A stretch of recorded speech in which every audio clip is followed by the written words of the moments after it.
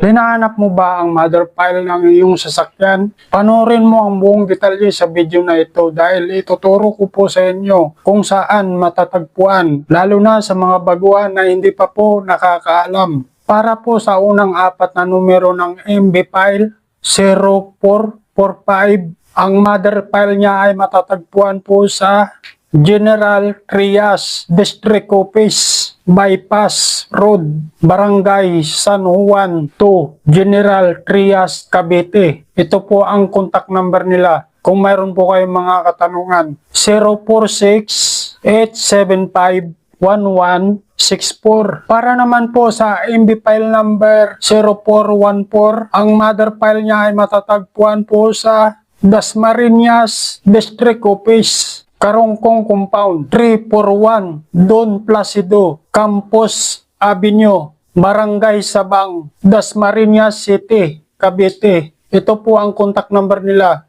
046-489-7988. Kung ang MB file number mo naman ay 0457, ang mother file niya ay matatagpuan po sa Naik Extension Office, LTO Compound, Antero Soriano Highway, Barangay Timalan, Balsahan, Naik, Cavite. Ito po ang contact number nila, 046-443-2137. Sa MB file number 0418, ang mother file niya ay matatagpuan po sa San Pedro Extension Office. Sa loob po yan ng Atinsa Compound, sa kahabaan ng National Highway, sa Barangay Nueva, San Pedro City, Laguna. Ito po ang contact number nila, 02-8373-8803. Ito po ang cellphone number nila, 0977-8591-022.